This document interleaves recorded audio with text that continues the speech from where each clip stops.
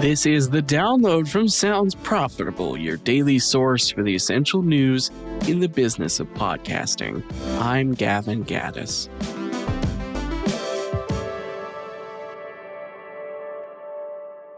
Here's what you need to know for Wednesday, October 29th. First up, here's what Amazon told Audible staff as layoffs hit the audiobook division. Amazon is planning to cut around 14,000 corporate jobs across the board. According to SVP of People Experience and Technology, Beth Galletti, many of those affected will be offered 90 days to look for a new role elsewhere within Amazon. Audible CEO Bob Kerrigan, in an email shared with Business Insider, said that the impacted employees in Audible have been notified and these layoffs will add, quote, focus and speed, end quote, to audiobook and production of podcast growth areas.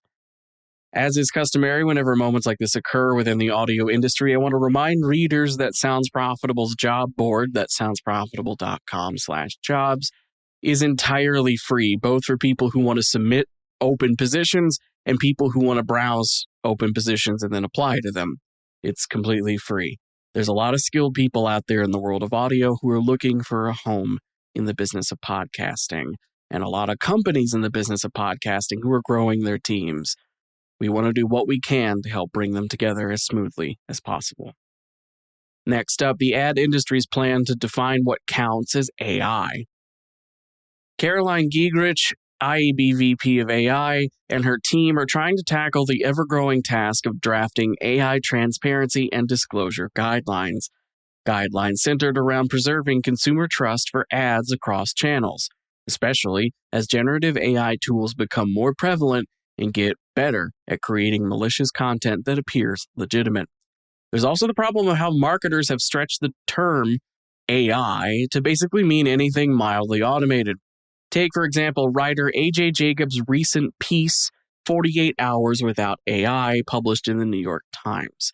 Jacobs took a hardline stance, defining AI as anything that uses machine learning, so the article was written by candlelight on a typewriter because he couldn't turn the lights on. Con Edison, after all, uses machine learning to determine peak demand hours. While Jacobs' no AI experiment is more of a framing device for an article than a genuine attempt or lifestyle change, it does act as a reminder that AI can mean a lot to a lot of different people, with varying degrees of social stigma and capability to create misleading content. Hell, even while sitting in the dark typing on a typewriter, Jacobs had used ChatGPT to do research to set up his no AI articles done. Next up, Acast CEO on why audio doesn't need video or political ads to win. This is an Ad Exchanger interview with Acast CEO Greg Glenday. While a more popular move in the podcasting industry has been to embrace video full bore, Glenday maintains that video is an enhancement to podcast, not a replacement. He stresses podcasting's DNA is different from simply calling a long-form vlog a podcast. For a video interview in which Glenday gets more in-depth on his opinions about video podcasting and what makes a podcast holistically, I'm linking to his recent chat with Brian Berletta for Sounds Profitable. It's about 20 minutes long and a heck of a watch. Next up, in graphic detail, it's because they use a lot of graphs in the article, it's funny, how AI search is changing brand visibility. Organic search is faltering for brands as AI search results and AI search itself grows in share. McKinsey data finds 44% of respondents prefer AI-powered search to traditional search engines, which got 31%, and retailer or brand sites, which got 9%. Everything else also got single digit. Though it should be noted, a good chunk of that 44% is likely people just using Google normally and not scrolling down past the AI-generated bit.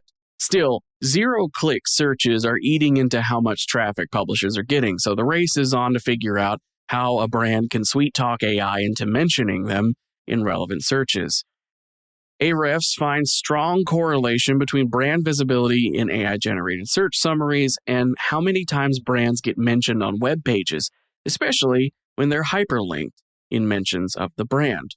such as the hyperlink I have for delicious Necco wafers registered trademark.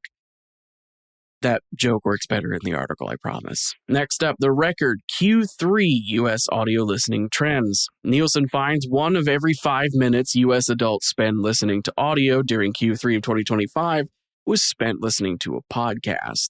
Podcasting is now situated as the second most listened to ad-supported audio media, behind broadcast radio.